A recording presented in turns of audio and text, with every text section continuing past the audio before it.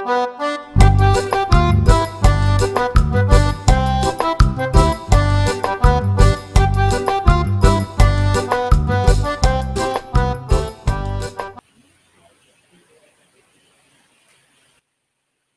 everybody, to another week of Messing with the Mackentyres. I am your host, the Celtic Casanova, Johnny Mackentyre. I am joined... Where'd he go? I'm joined today... Oh, there he is! Oh, there's my brother, Alcoholic Angus Mackentyre. I probably should have told you since the last time we were here. We got an increase in budget, and I got a green screen. Yeah, and he chose to wear a green shirt today. Thanks for telling me. Yeah, and I'm pixelated, so we're getting used to this thing. We'll figure it out in the weeks to come. It only gets better. But we want you to go to DJB Productions Network on YouTube and give us a like, give us a subscribe. He's just a floating head and hand mixed in with Heathcliff. No, let's talk about cartoons. So we've been on hiatus for the last couple weeks because our mother got a hold of the Newlywed Edition. Scandalous. If you didn't see it, go back in the archives, check it out. But our mother, we're off punishment. She punished us from YouTube for a few weeks. So now we're here back doing our Messing with the Mackentyres, and we decided to roll back to you with some nostalgia feels and top 5 cartoons, according to me and my astute brother over here. How are you? Doing well. You got something to crack there? Yeah, I do. I switched to vodka. You were fucking late today, and I'm already half in the bag. I'm always late. You wouldn't be me if I wasn't late. Cheers. Cilantro. It's weird. I got to sit next to you for a while. I know. You smell good. I'm uncomfortable. I showered. Is my hand on your thigh all right? I don't have a body. All right. The producer's telling us to get to the cartoons. All right. So coming in at number 5 for me, we're going to run down the top 5 list. Number 5 for me would have to be The Simpsons. I enjoyed it as a kid. My mother had this weird rule of when I was a kid, I was never allowed to watch The Simpsons, but I was allowed to watch South Park. Yeah. Which to me didn't make any sense because South Park was so much more scandalous. I don't get why you'd be allowed to watch South Park. I mean, my mom used to watch it with me. Which is even more awkward because of the sexuality. Yeah, my buddy's mom had a little Carmen doll when we were young. That was kind of weird too. Yeah. But The Simpsons is something I enjoy as a kid. It's not something I enjoy as an adult anymore, but it definitely holds its place in the annals of pop culture. Yeah. And definitely belongs in a top 5 all-time list. What do you got, number 5? Number 5, my number 5 favorite cartoon is Dino Saucers. It was a show on USA. And what is that? These dinosaurs, they came from space, and they came down and tried to help man fight off evildoers. Is that the one with Dino the dinosaur and played the guitar? No, that's actually funny. And then they could turn into dinosaurs or whatever. They had some sort of power amulet, and they could turn into dinosaurs or whatever. They tried to save the world. Sounds like you need to have a conversation with Leon before you watch that one. Yeah. Or not have one before you tape a show. It seems like it. Yeah, I'm sure. How about you? What do you have for 4? Let's get off of me. I'd love to get on you. Oh! Number 4, I got the Ghostbusters cartoon. I was always a huge fan. The second Ghostbusters movie terrified the shit out of me, and my dad always thought it was funny to put that on. And the guy coming from the painting, it used to keep me up at night. That movie was just terrifying, but the cartoon itself was so awesome. I loved it. The real Ghostbusters cartoon was awesome. And it's something it stands the test of time because my kids got introduced to Ghostbusters, and I just think that's something that'll transcend from generation to generation. I had a lot of the toys. I had the Fire Station playset. Oh, I had that too. I had the Proton Pack. Did you have the foot thing? No, my neighbor down the street had it. I used to try to trap my uncle because I didn't like him. I tried to get in my bedroom. Everybody needs one in the crew at least, you know. So we all had Proton Packs. My buddy Billy, he had the foot pack. You can't. There's no good just having the blaster. No, you got to have I didn't have the blaster. Yeah, we would have made the perfect team of Ghostbusters. I just threw the catch thing out, and then I tried to grab him. But how you weekend them without the I DDT'd my cousin into it just because I thought that's how she went in. But then you missed the thing. And she was an infant at the time. You missed the gimmick foot stomp though. Yeah. Oh, my number 4 is Denver, the Last Dinosaur. You were just talking about the rock and roll dinosaur. And that was it. Wasn't that Dino? No, this is Denver. Where the hell's Dino from? Dino was from the Flintstones. He's the purple. That's when the Flintstones jumped the shark. No, they had Dino the whole time. Nice. I don't know when the Flintstones jumped the shark. Denver was awesome then. Now you bring it up. Yeah, he rode a skateboard. He was hip. He played guitar. He was hip then. Yeah, he was trying to get along with a bunch of kids. I remember him start skateboarding in an empty pool, playing guitar or something. Denver the Last Dinosaur was definitely a great cartoon. Oh, yeah. I didn't have any action figures for it, though. What you got coming in at number 3? Number 3, I have just Hanna-Barbera in general. All of the whole the whole thing. Dick Dastardly and the Wacky Racer? Yeah, I love Dick Dastardly. I love Wacky Racer. I love Snagglepuss, Huckleberry Hound. Heavens to Megatron exit stage you're in. No, Hanna-Barbera has some amazing. Dude, I used to... McGilla Gorilla. Yeah. Oh, there's so many good ones. Dude, it's so cool that recently Warner Brothers, during COVID, it was supposed to be their big family movie in the theaters. Yeah. They had Scoob come out.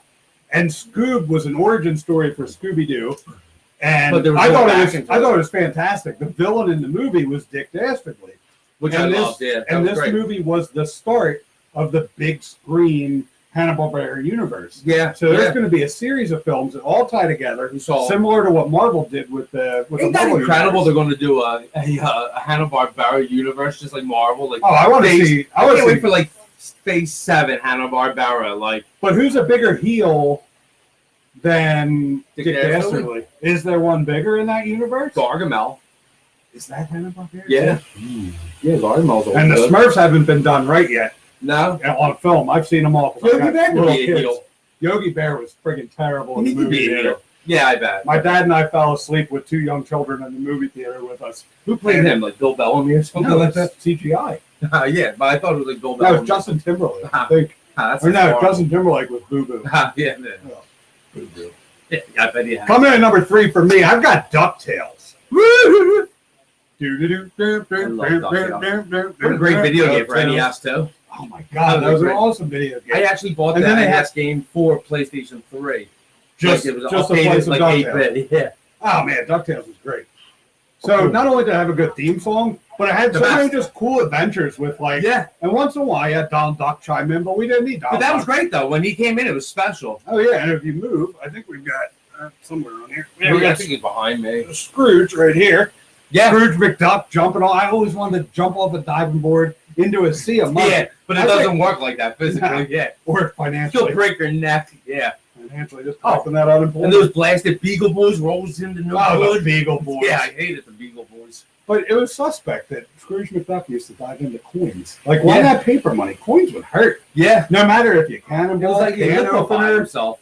Yeah, like he just sank into the... I don't know. I think he hit hard on the coins. Yeah, you'd probably like break fingers in your neck.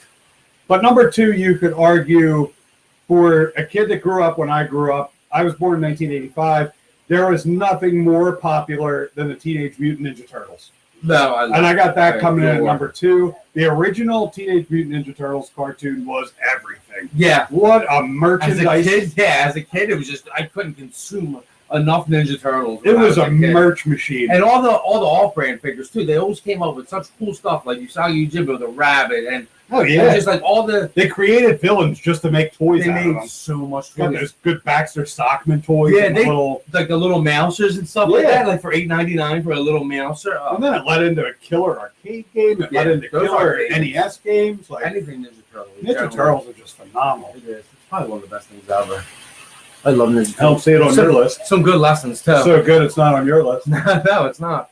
My number 2, though, it gave me a good bit of my sense of humor. Ren and Stimpy. I love the raw disgustingness of Ren and Stimpy. It's vile. And as a kid, what more would you want than something that's disgusting, like images of people picking noses and stuff like that? Yeah, I get that. And you got Powdered Toast Man. Yeah, I love Powdered Toast Man. Weird. Yeah, and he flew backwards. Like, that's a show, in my opinion, you need to have a conversation with Leon before you get into. I didn't enjoy it as a kid. I didn't like Ren and Stimpy. I liked all the other Nickelodeon cartoons, but you're also a few years older than me, so that might have resonated more with you. But when the time came that wasn't on the air anymore, you might have just been. I'm still watching Doug and Real Monsters. Yeah, but that all came on like the same night. I think it was Doug. Wasn't it Doug? Ren and Stimpy was the last because it was geared more towards somebody older, and adults. And because Doug. Doug was a good wholesome show. Yeah. And then what came on after Doug? Was it Clarissa Explains It All? Doug, all that. Are You Afraid of the Dark? Yeah. There was Salute Your Shorts. There was Wild and Crazy Kids. Was Salute Your Shorts on a Friday night or Saturday night? That was a Saturday night show. Oh, and as a producer reminds us, I think it was yesterday or the day before, they announced that Ren and Stimpy's coming back. I can't take you seriously as a floating head. I saw. I was just thinking of how I'm going to exit. It's the sexiest you ever looked. Can I get one of these again? What happens here? Well, I don't have any shoulders. Oh, so I'm just resting on these pussies. You can just hang on these. Man. I personally don't have shoulders. And you know what wasn't long-lived enough to end up on either of our lists? What's that? The Bill and Ted cartoon. Yeah. And they're bringing it back. It was very short-lived. What's that? Ghost? What's that for? I thought maybe it was doing Real Monsters. Coming in at number one for me. Greatest cartoon ever, you're saying? For me. I'm talking childhood. Yeah. Greatest or not. You know what? I'll put it up there. I will go as far as to say is the greatest cartoon ever made is South Park. Yeah, I agree. The longevity of it. Like, you and I will still text message, I'll be like, like that night. I'll be like, about 3:50. Well, yeah. And it's season 3, and then we still text on Wednesday nights when it's on live. And like now they're at the point where they don't even enjoy making this anymore. And they've said it repeatedly, they're just trying. But they keep signing contracts. They just signed a contract. Well, yeah, so they're paying you a shitload of money. They don't want to do it, but as long as they're going to get paid to do it, they'll do it. But every year they try to push the envelope further and further and try to get themselves thrown off the air so they don't have to make it anymore. Yeah. That way it doesn't become their decision anymore not to make the money. I get my current events from South Park. Oh, yeah. I can't wait till 2020 South Park. Get the COVID era South Park. Oh, just everything. It's a license to print. South Park is going to be incredible for us this year. It's going to open our eyes. No, it's going to be real interesting satire. Yeah. We're going to have Douche versus Turd Part 2. Yeah. Part 3, really. They've done it before, but yeah. Oh, man. So my number one, I think greatest entity of any cartoon is Looney Tunes. I agree. I think there's life lessons. Again, life lessons. There's good humor.